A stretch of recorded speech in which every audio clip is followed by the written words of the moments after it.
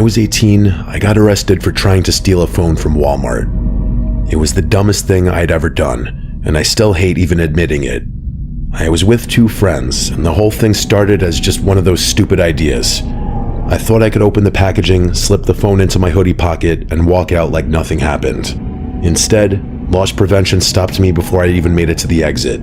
I didn't know they watched the cameras like that.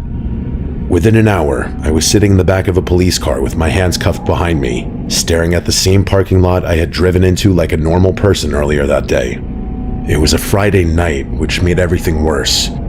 I kept thinking my parents would come get me or that I'd just get a ticket and go home, but after I was brought to the station, processed, fingerprinted, and questioned, I was told I'd be spending the weekend in county because court wasn't open until Monday. Hearing that made my stomach twist. I still remember the feeling of helplessness. I had never been in real trouble before.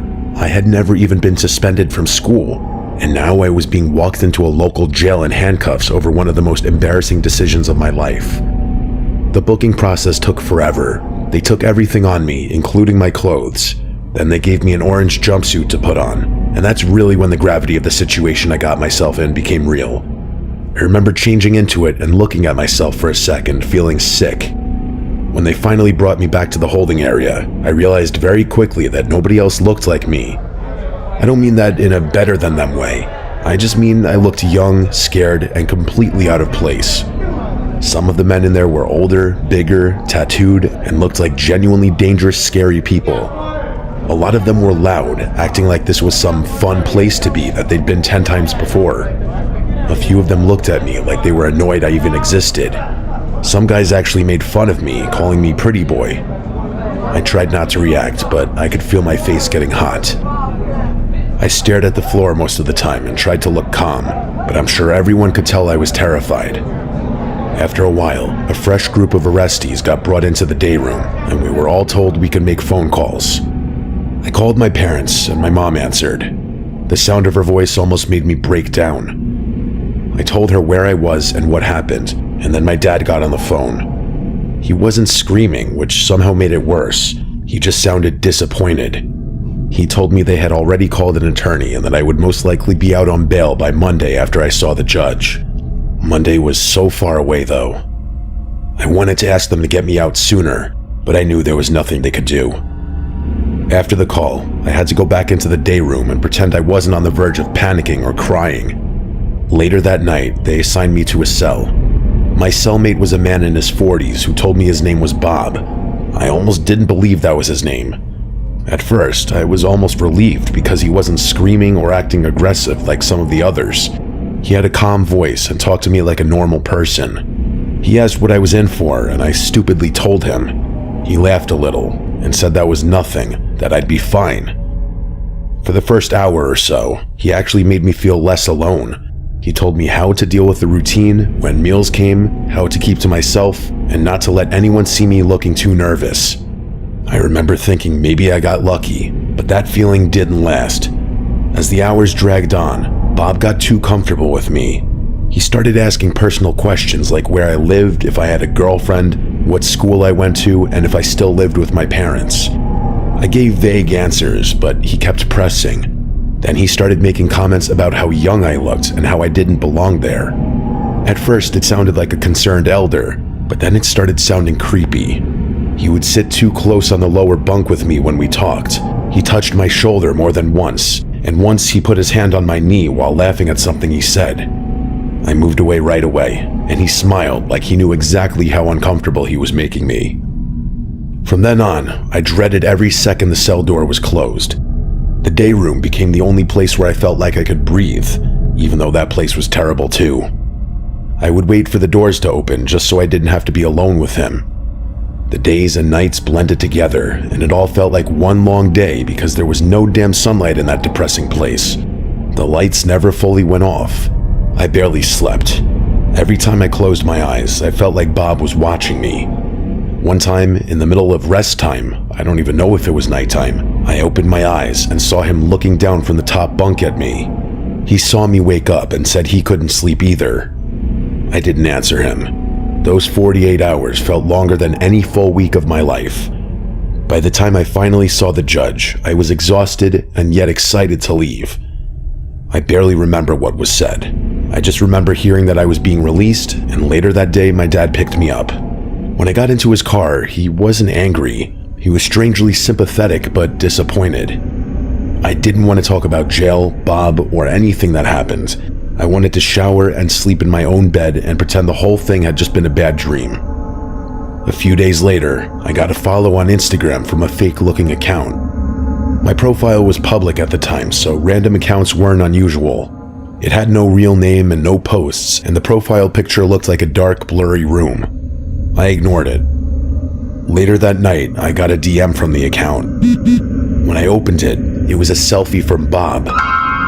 His face was close to the camera with that same little smile he kept giving me in the cell. Under it, he had written, "Miss you already."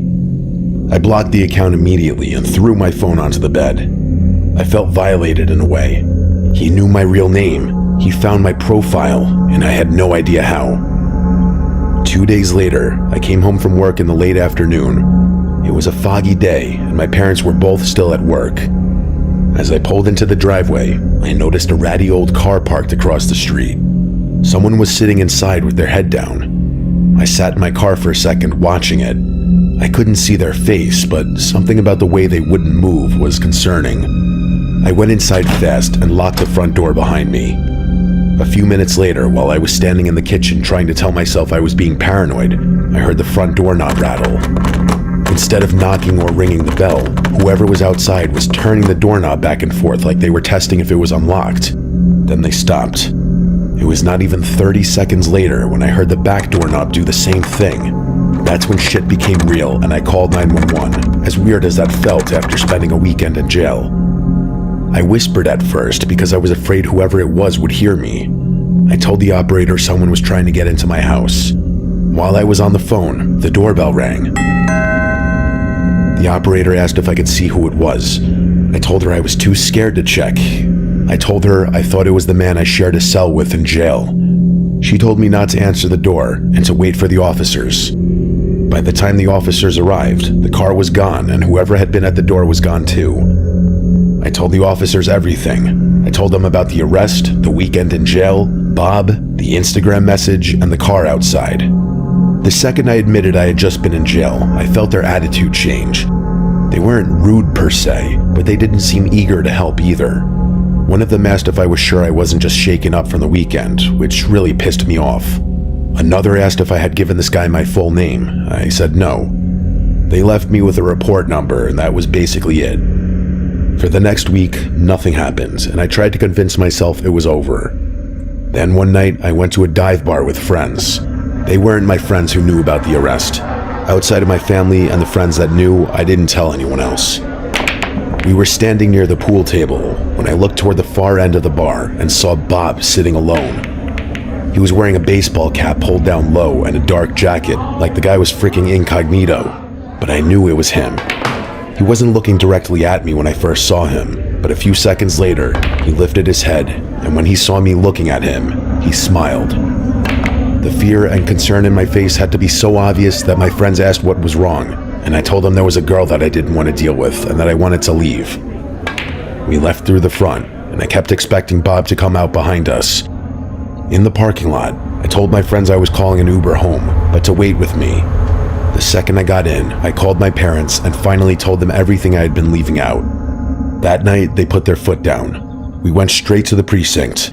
This time, with my parents there and with the Instagram message still saved as a screenshot, they took it more seriously. I told them about the attempted break-in, the fake account, and seeing him at the bar. I signed a sworn statement, and eventually I was able to get a temporary restraining order. That was when I found out Bob wasn't even his real name. I'm not going to write his real name here. I also learned how easy it can be to find inmate and arrest information after someone gets booked. My guess is that once he got released, he searched my name through public records or some jail-related system and found enough to track me down. The restraining order seemed to work because I never saw him again after that. But for years after, this crap definitely stayed with me. Getting arrested for stealing from Walmart was humiliating, and it could have messed up my life in the obvious legal ways. But the worst part almost had nothing to do with court and the charges. It was realizing that one stupid decision put me in a locked room with someone who should have never had access to me, and then gave him just enough information to follow me back into real life.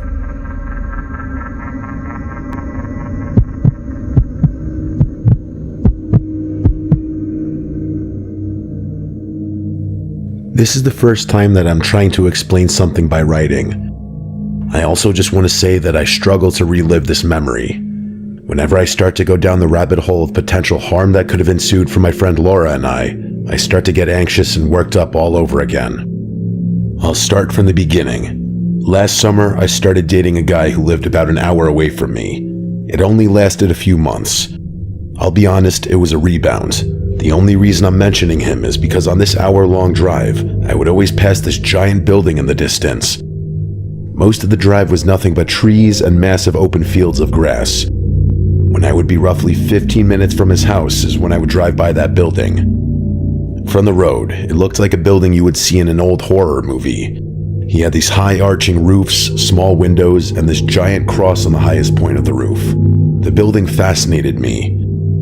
I asked him once if he knew what the building was, and he had no idea. He said he thought it was an old prison, but truthfully had no clue. He said that for his entire life it had been abandoned, and he never cared enough to find out what it was. That's one of the many differences between him and me. I saw that building one time and I wanted to know everything. After he and I stopped talking, I would still think about that old building sometimes. I told my friend Laura about it, and she seemed just as interested as I was. We tried looking it up online, but we couldn't find any concrete evidence for exactly what the building was used for. Honestly, we probably didn't look that hard.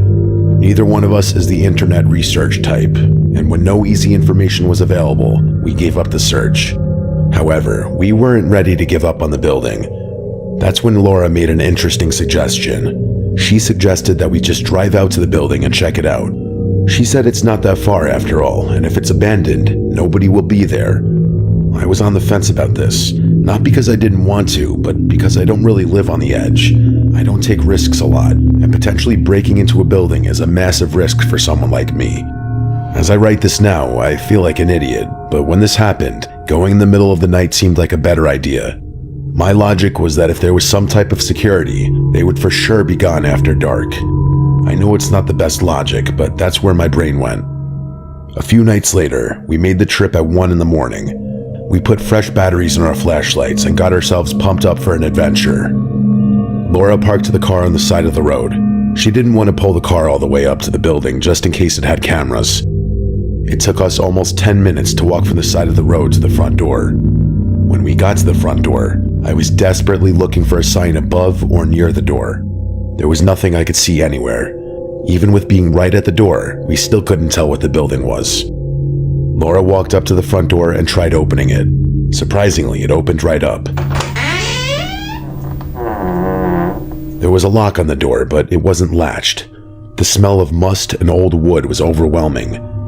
With our flashlights on, you could see a stream of dust particles everywhere. After walking in the door, it seemed obvious what the building was. It was clearly an old prison. There was a door straight ahead that had bars on the window and a giant lock on it. This door also wasn't locked. It wasn't even closed. I was starting to feel anxious about entering this place, but Laura continued forward, so I followed her. We made our way through several smaller rooms and then eventually walked into this big room that had many cells lining the wall. The building was also littered with debris. There were chunks of the wall and ceiling all over the place. It was like the place was literally falling apart. Laura wanted to keep going, but I was all done. With all the debris everywhere, I didn't feel safe. I told Laura that the ceiling could cave in at any second. She laughed at me and called me a nervous wreck. She wasn't wrong. She promised just a little while longer. I was reluctant, but I agreed.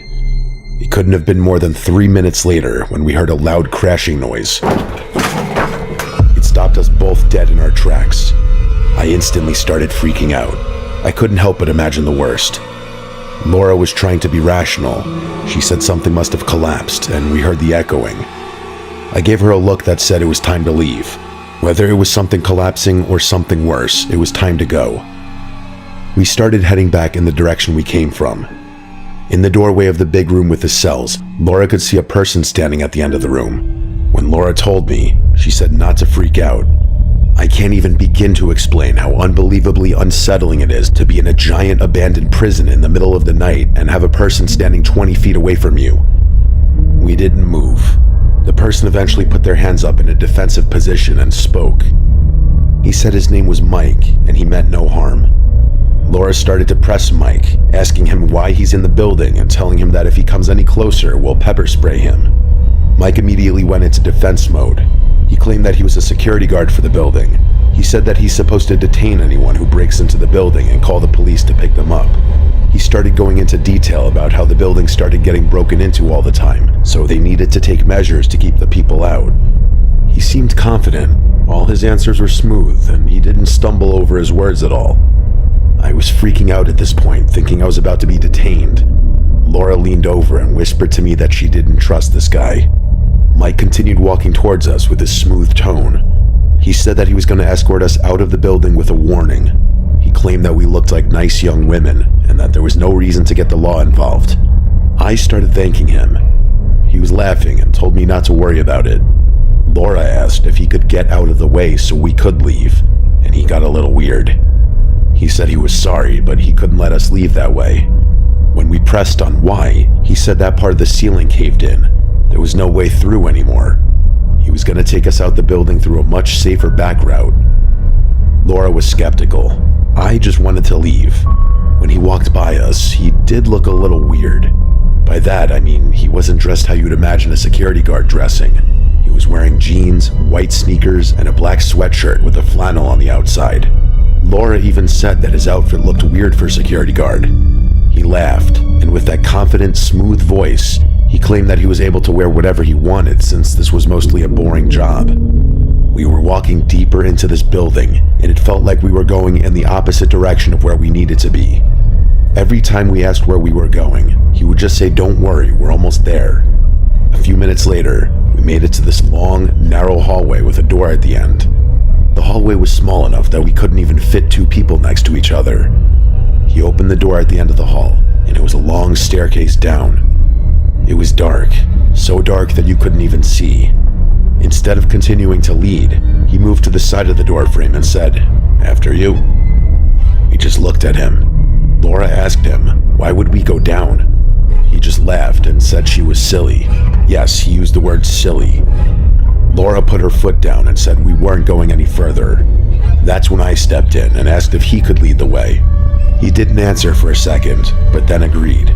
He took 1 or 2 steps down and then said that he needed to make sure the door locked behind all of us, just in case someone broke in. So he came back up, grabbed my arm gently, and tried to guide me down first. I was not a fan of this. Laura screamed and pushed him away, which freed his grip from my arm. Because Laura still had some high ground, she was able to make him stumble with the push. She looked at me and told me to run. Laura and I ran back the way we came. Eventually, we made it back to the room with the cells and ran through the door where we encountered Mike for the first time. We made it all the way back to the front entrance, and never once did we see any area that was caved in, as Mike had claimed. The entire time we were running, we couldn't hear anything behind us. Even though we didn't hear Mike, I felt like he was right on top of me. It was like I could still feel his touch lingering on my arm. We sprinted to the car and drove off fast. The entire long drive home, we kept checking the mirrors, making sure this guy didn't follow us somehow. It was about a week later that I contacted the police in that area. I admitted to them that I had broken into the building and that the security guard had tried getting me into a dark basement. The cop was speechless. I thought it was because I had broken into the building, but it almost seemed like he didn't care about that. He told me that the old prison doesn't have any security guards, and it isn't even patrolled or monitored by security cameras. He said that whoever we encountered that evening was not a friendly person, and my friend and I are lucky to be alive. Just reliving those words from that cop makes me want to cry. I think one of the most upsetting things about this nightmare is we have no idea where this guy came from. He looked a little too clean-cut just to be some random guy who lived in an abandoned prison. If I think about it too much, I can almost feel his hand grab my arm again, and I start to spiral out of control. I know I'll never get answers to this horrible night. I'm just happy I'm still here, and I'm able to tell my story.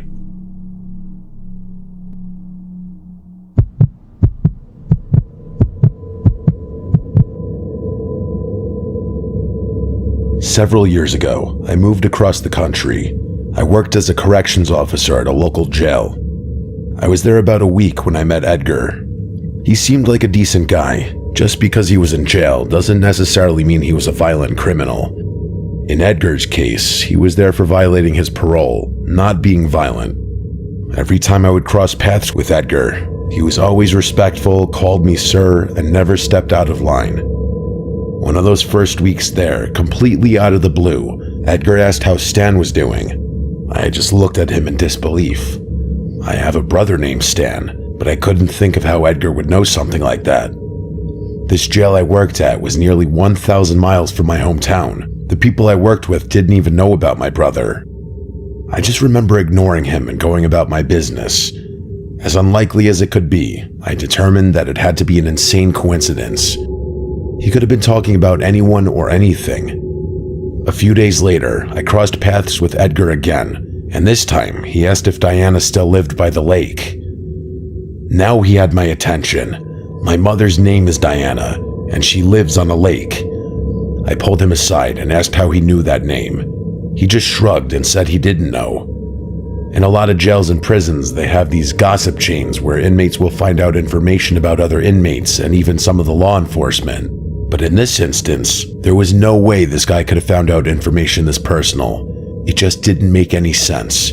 Nobody in town knew who I was. I didn't have social media. I wasn't even the talkative type. This just felt weird and like a total invasion of my privacy. After he asked about my mother, I did some research.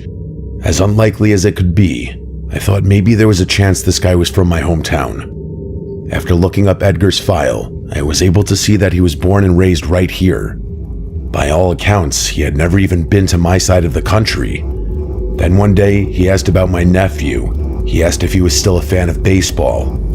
I was beyond disturbed at this point. There was no way this guy could know this information about my family.